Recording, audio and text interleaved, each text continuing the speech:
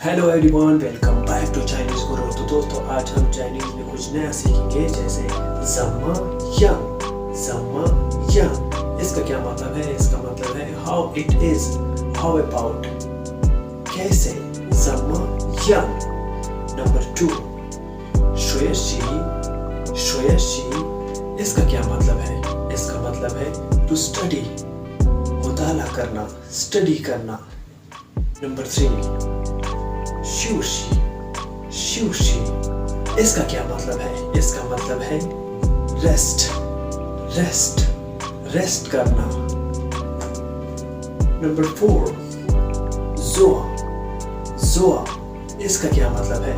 इसका मतलब है टू डू, करना। नंबर 5, शीख्वान।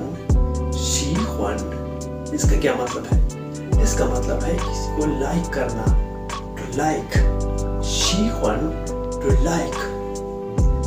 谢谢你